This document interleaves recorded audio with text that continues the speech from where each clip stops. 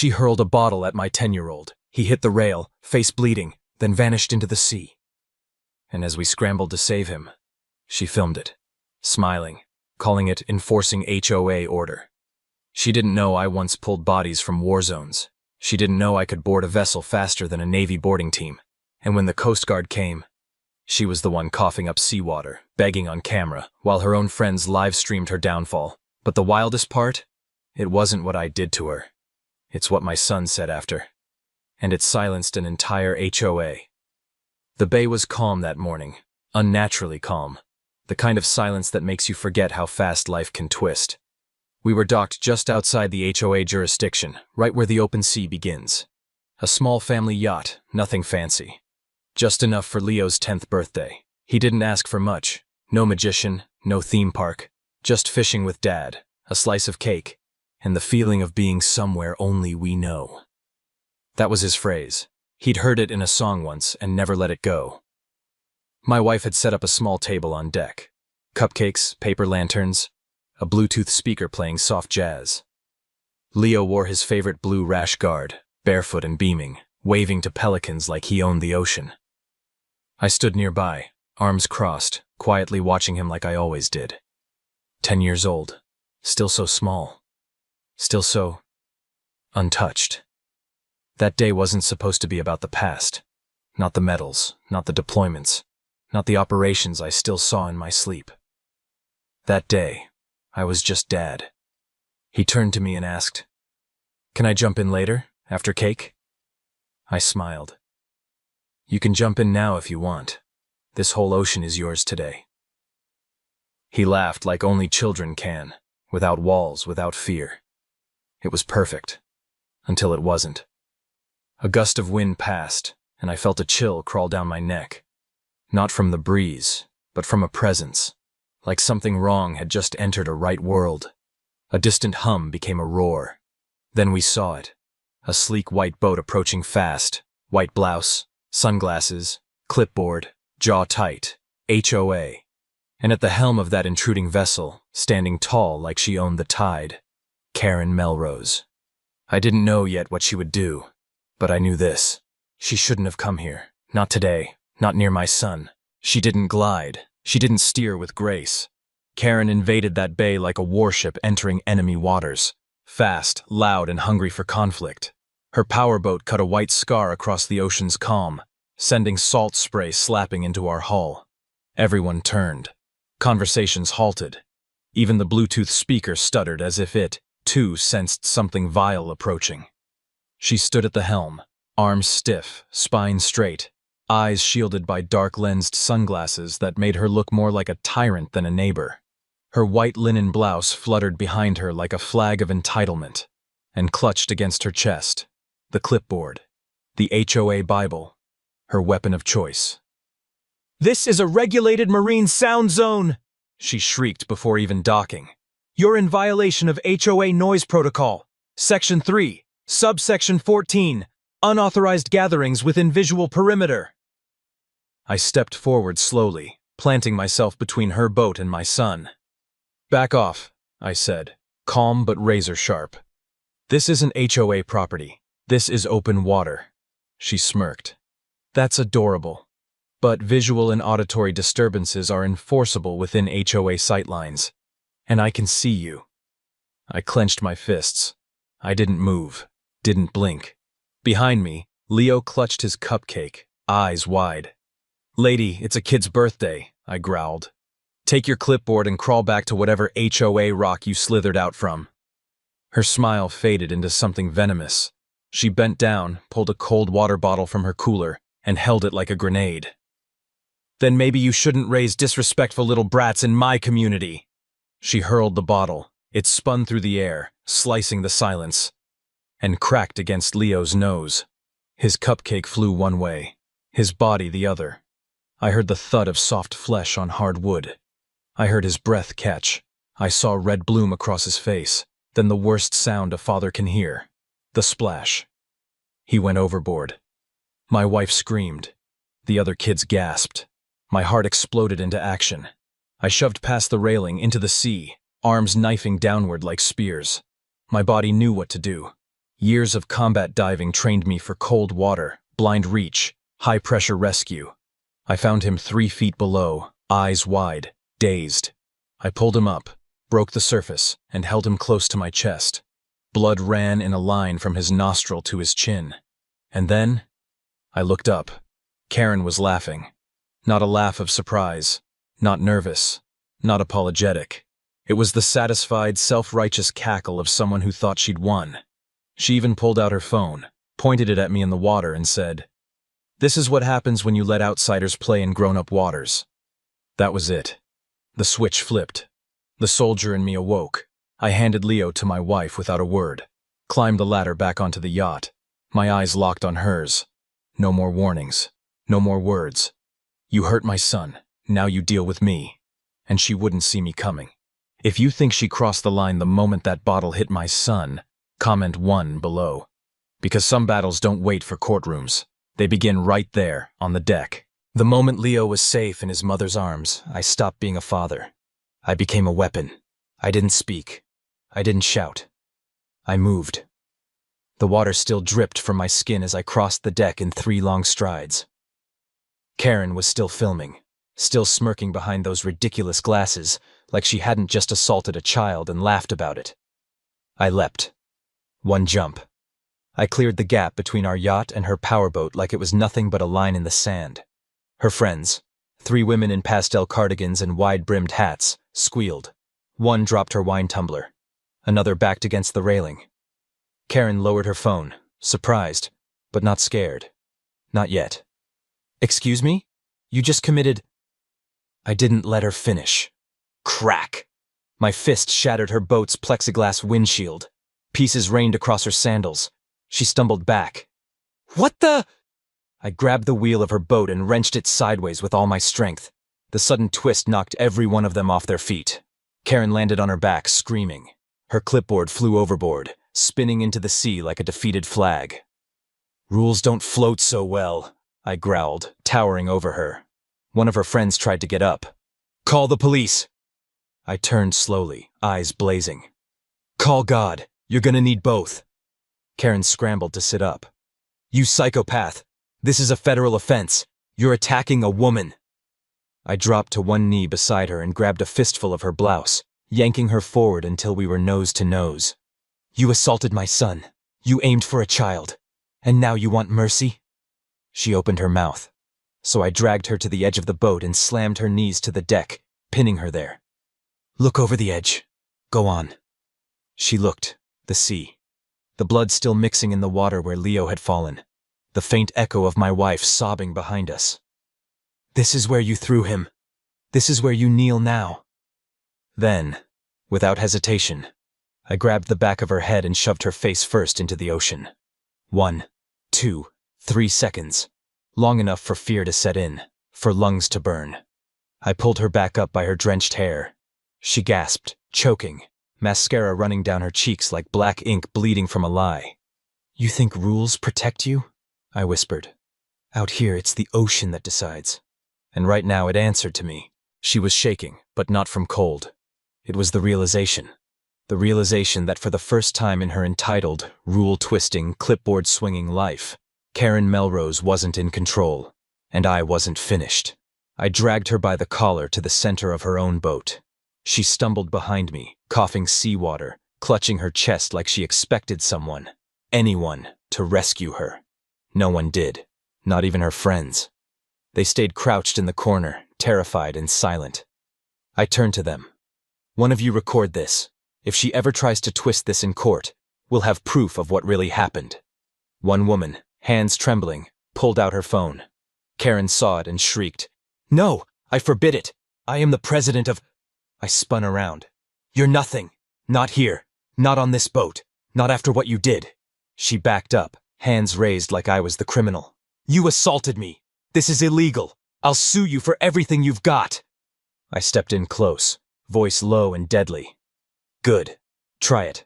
I'll show the court the footage of you assaulting a 10-year-old with a weapon, then filming it for your HOA cult to enjoy." She froze. I pulled out my own phone, pressed play. Her voice crackled through the speaker, recorded just minutes ago. That's what happens when you let outsiders play in grown-up waters. Smile, Karen, I said. You're the star now. I knelt beside her, forcing her knees down against the deck. You're going to apologize to my son, with his name, loud, clear, and on camera. She shook her head violently. I won't. You will, or I'll put you back in the water and hold you there until you remember how to say sorry. I wasn't bluffing, and she knew it. Her voice cracked. Her pride tried to hold, but fear was heavier. She choked out the words. I'm sorry, Leo. I didn't. Louder. She sobbed. I'm sorry, Leo. I shouldn't have thrown it. I was wrong. Good girl, I said, standing up. Now sit there. Don't move. Don't breathe, unless I say so. I turned off the camera. The rage still burned in me, but I had what I came for. I stepped off her boat and back onto mine. Leo was wrapped in a towel, staring wide-eyed. Karen stayed on her knees, soaked, broken, and silent, salt water still dripping down her face. And for once, it wasn't from the ocean. Karen didn't stay on her knees for long. By the time the Coast Guard arrived, called by someone on shore who'd seen the commotion, she was already standing again, wrapping herself in a towel like a shroud, lips trembling but eyes burning with something venomous. She was planning something. I could see it in the way she adjusted her ruined sunglasses, in the way her voice trembled, not with fear, but with performance. She marched to the officers as their boat pulled alongside ours. Officers, thank God you're here. That man assaulted me. He jumped onto my boat, broke my windshield, dragged me by the hair, and tried to drown me. One of them raised an eyebrow. You're saying he tried to drown you? Yes. He's dangerous. My friends saw the whole thing. They'll tell you. She gestured behind her, but none of her friends moved. One of them looked down at her shoes. Another pretended to be fixing her necklace. The lead officer turned to me. Sir, do you have any statement to make? I met his gaze, calm, controlled. Yes, I do. And I've got video. So does she, actually. I reached into my bag and pulled out the waterproof phone case, opened the gallery, clicked play. I didn't need to say a word. There it was, Karen's own live stream from earlier. Her voice, crisp and venomous. That's what happens when you let outsiders play in grown-up waters. Then came the bottle. Caught mid-throw. The impact. The splash. The way she laughed while my son screamed. The officer's face changed. Karen's face drained of color. Wait, that's edited, she stammered. That's fake. He's manipulating it. The officer held up a hand. Ma'am, this is your video feed. It's time-stamped, geotagged, and you're laughing while a child goes overboard. Karen lunged toward me, pointing like a madwoman. He's a lunatic! He threatened me! He hurt me! I turned to her, voice low, eyes hard. You threw a bottle at a 10-year-old. You filmed it. You bragged about it. You want to talk about danger. I stepped forward, close enough for her to flinch. You were safe, until you made my son bleed. The officers didn't hesitate.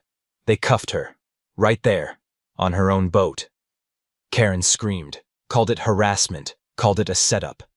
But the only sound louder was the click of the cuffs, and the silence from her so-called friends. She was going down, and no one was following her.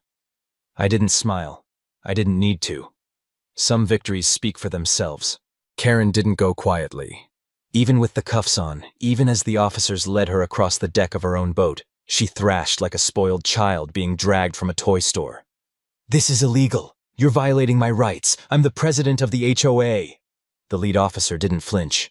And you're under investigation for child endangerment, reckless conduct on navigable waters, and willful assault of a minor. That title doesn't protect you anymore. She gasped. You can't arrest me for enforcing HOA policy. This isn't your neighborhood, ma'am. It's federal water. And you just weaponized a bottle against a 10-year-old. Save it for your attorney. Her voice cracked. I am the law here.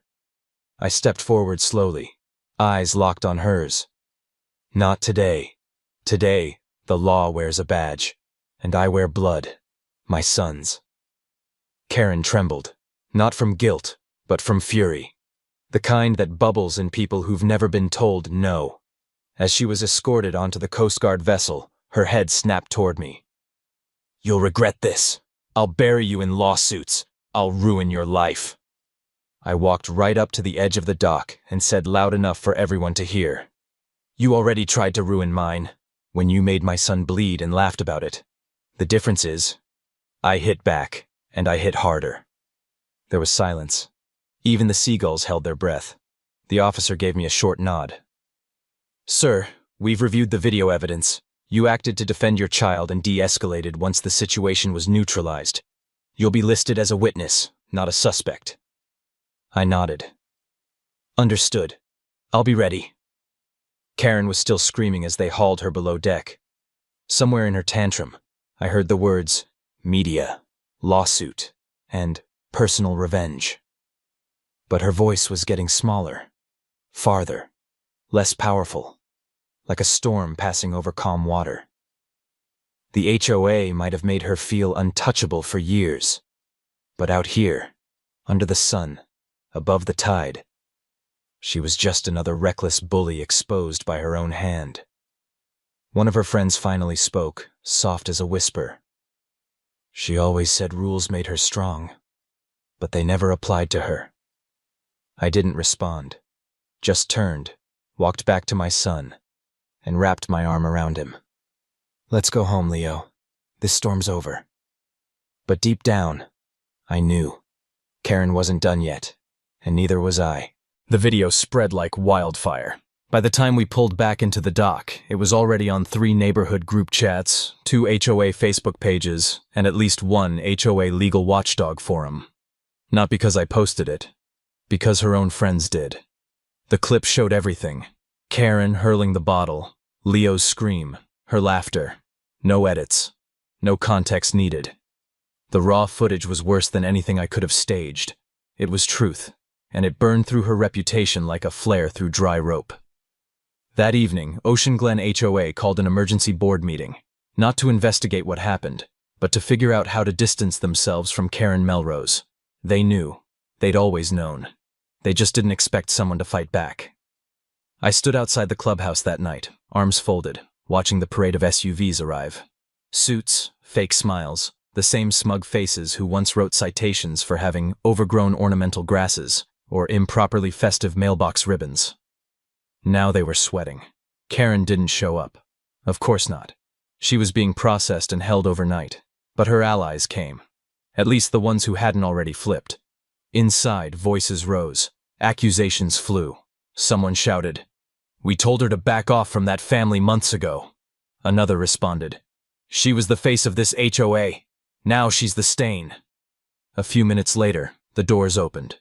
Miriam Langford, HOA treasurer, and the only board member who ever once apologized to me for a fine, stepped outside, her face pale. "She's out," she said simply. "Removed as president, effective immediately." I nodded once. No smile, just the sound of justice grinding forward. "And the rest of you?" I asked.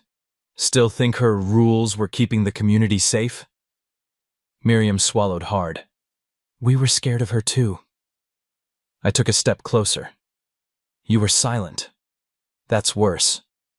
There was nothing left to say. The next morning, someone taped a printed screenshot to the HOA notice board. Karen, on her knees, soaked in salt water, mascara streaked down her face. Above it, in bold, "Rules for thee, not for me." Below it, handwritten in red Sharpie, "Never again." The tide had turned, and this time I wasn't the only one pushing it. The neighborhood looked different the next morning. Same sidewalks, same manicured lawns, same families jogging with strollers and rescue dogs. But under the surface, everything had shifted. The fear was gone, but so was the illusion. Karen's reign had ended, but not because the rules changed, because someone bled, and the HOA didn't blink until it was too late. Leo sat beside me on the back deck, still wrapped in his dolphin print towel. The salt from yesterday's tears still clung faintly to his cheeks. His nose was healing, but I could tell. He wasn't really here. Not yet. He stared at the horizon like it might lunge at him again. She looked at me like I was trash. He finally whispered. That made something in my chest tighten. I knelt down beside him, put a hand on his shoulder. She looks at everyone like that, son, because she's weak, because she's built her life on fake power. HOA letters, petty fines, threats from a clipboard. But she scared you, Leo said. I nodded slowly.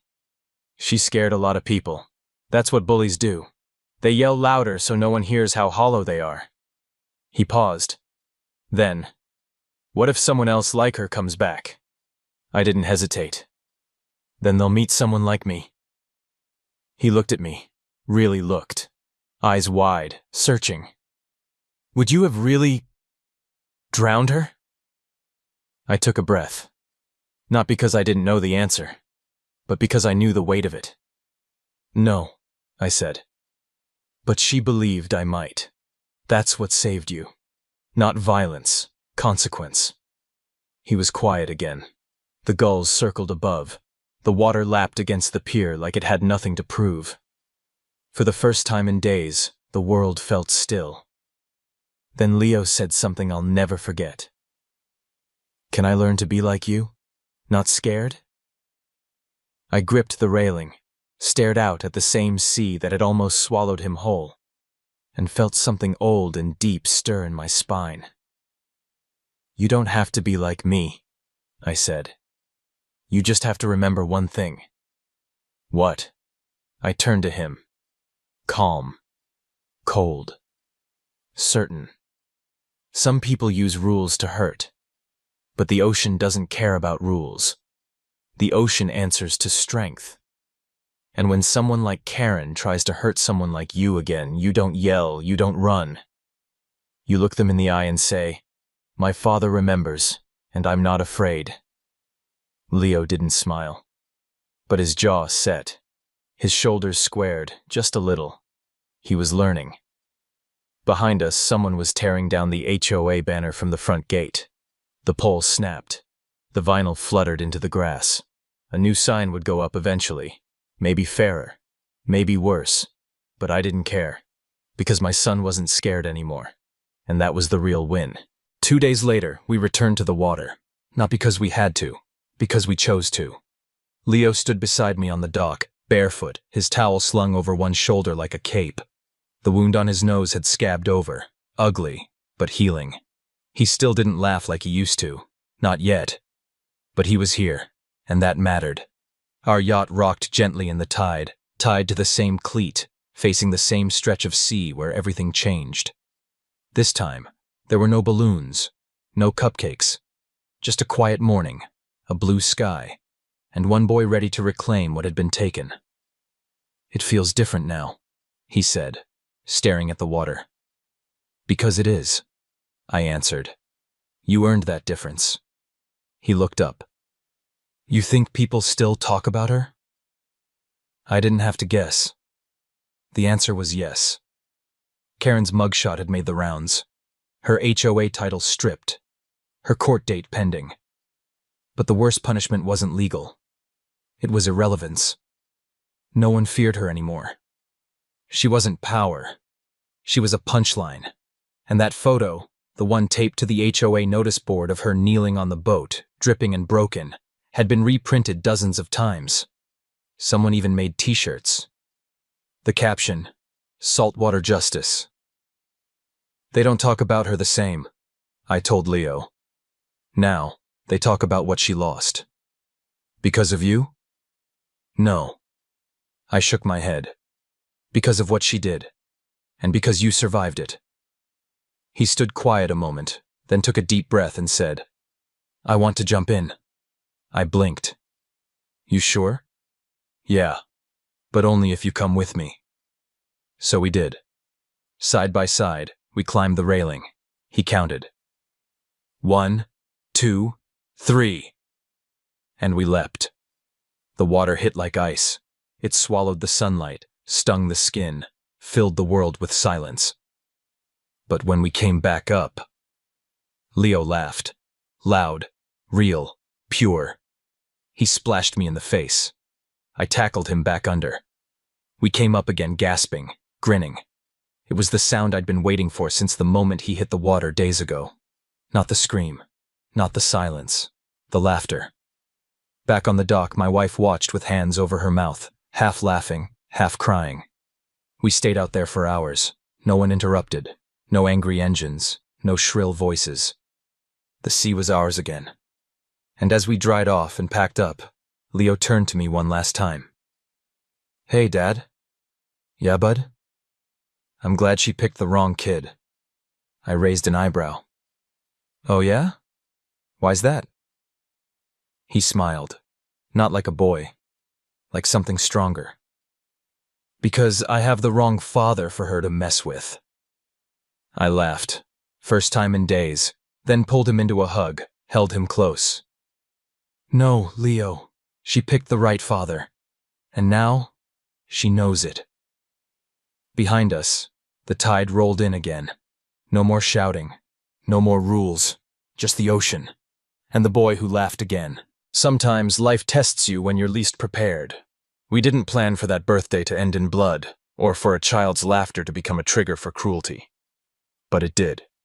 And in that moment, standing between the ocean and the person who hurt my son, I had to decide what kind of man I really was. Not the soldier, not the law-abiding citizen, but the father. The line between peace and violence is razor thin when someone harms the one you love. But here's the truth. It's not about revenge. It's about consequence. Karen thought her clipboard, her title, her arrogance could shield her. She believed rules gave her power. But real power doesn't come from positions. It comes from choices. From standing up when others stay silent. From protecting the vulnerable, even when it's inconvenient. Even when it's dangerous. This story wasn't just about her. It was about every system that lets people like her thrive. Every silent boardroom. Every ignored complaint. Every neighbor who says, "That's just how she is." Until one day, it goes too far. What I want you to remember is this. Never underestimate the strength of a quiet father. Never let fear disguise itself as order. And never, ever, teach your children to stay silent when they're hurt. Because healing doesn't come from pretending things are fine. It comes from jumping back into the water. Together. From hearing your child laugh again. From knowing you did what was right, even if it cost you your comfort. Now I want to hear from you. What would you have done if that was your child on the edge of the boat? Would you have waited for authorities?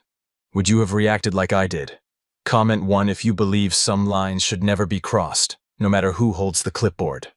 And if you believe in justice, family, and the kind of strength that comes from love, hit that like button to support stories that matter.